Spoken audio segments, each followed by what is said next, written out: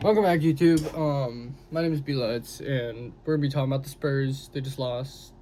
This might be more of a rant video. I don't even know if I'm gonna edit this. I'm still kind of processing. Game 1 loss last night. I was gonna make a video right. I was devastated after the loss, but I was gonna make a video right after it and kind of decided against it. Slept on it. Still thinking about the game. Still thinking about all the things that we could have done. So we're just gonna talk about it. I don't even know if we're gonna edit. I may drop. I don't even know. So. First off, shout out to the Timberwolves. This is the third year that they've been competitive deep into the playoffs. Like, this unit's built for it. Shout out to them, man. They're competitive. They're winners. They come to play. They have really good system. And Coach Finch is really good. Shout out Coach Finch. Shout out to them. Give them all their credit. Let's just talk about it. First, I think the glaring need is no power forward on our rosters. Really, on the Spurs roster is really starting to show.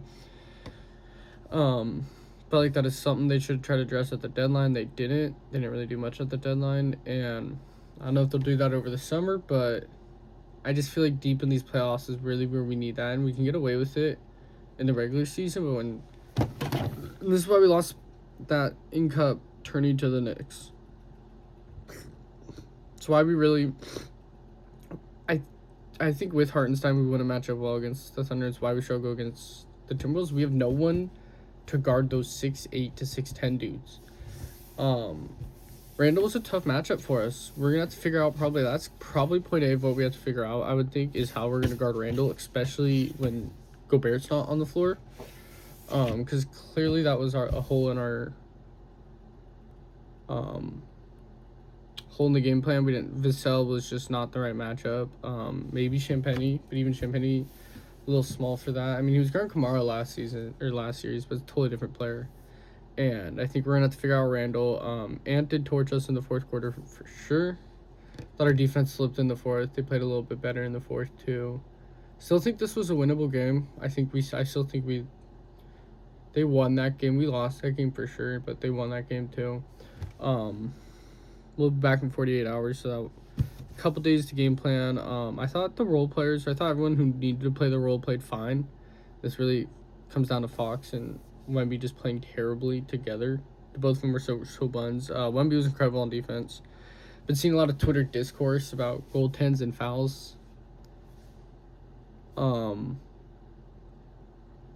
thought Wemby maybe had one goaltend and one foul, maybe two fouls that he didn't get called, but otherwise, I thought Wemby was just defending the rim, and they say they're going to keep coming at it. We see the Timberwolves fans and even their players kind of taking victory laps after game one. I expect the Spurs to come out firing next game. I expect us to win next game. I expect this one to be a win. But kind of looking into this game, we've talked about Randall. Ant was really great in this game. Really hoping I don't have to watch him get hurt again. Still think it's a possibility. But he was good. McDaniels was all right. Steph got him into foul trouble early. Steph got in foul trouble and fouled out, and we'll talk about that. But kind of looking into the matchups, I thought the Timberwolves were straight up better without Rudy on the court. I know their defense takes a hit, but if we're not going to make shots like that, I don't see why not. It opens up offensively, and it's not even Rudy's fault, but just lets Vic sit in the paint, and when Vic's able to sit in the paint, just clogs up everything. But when you take him out, we have to put him on like Shannon.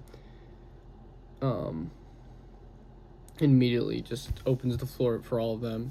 So that'll be interesting to see what Mitch does to counter that, to get Vic more back involved defensively when Rudy's not on the court, because he's so good defensively, but definitely found a little bit of a point or a attack point for them. When Vic wasn't on the court, Cornette needs to be a little bit better too.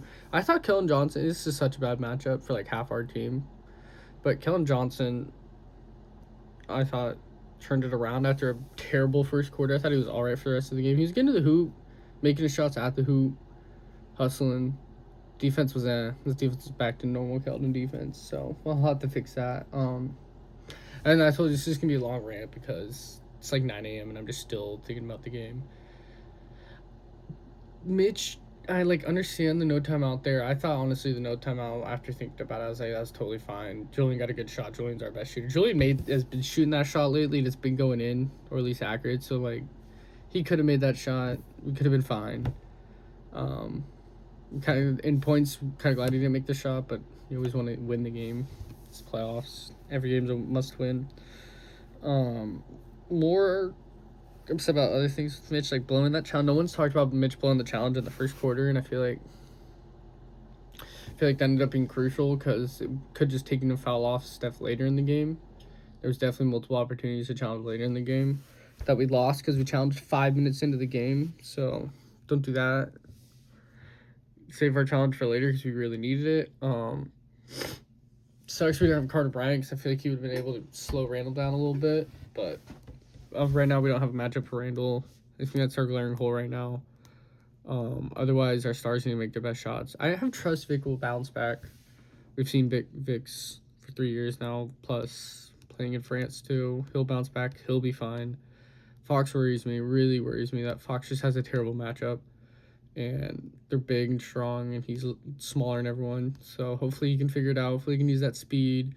Hopefully he doesn't get outplayed by Mike Conley again. Like, what are we doing? So, otherwise, let me know what you thought about the game. I thought Dylan Harper and Castle were really good again, both of them. Sucks Castle fouled out. That was really crucial. Castle fouled out when he did.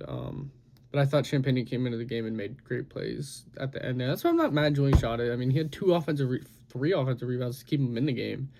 So, can't be mad at that. I feel like we picked up a little momentum right at the end of the game, and it would have been huge to make that shot. But figured out. We'll be back for game 2. There's more game 1s tonight. Don't really want to talk about the Knicks blowing out the Sixers. I mean, it was like a 30-point game. Cavs, Pistons tonight. That'll be fun. And then the Lakers probably going to get blown up by Thunder. Otherwise, let me know what you thought about the game. Hopefully Spurs bounce back on Wednesday. If not, I'll see you guys Wednesday.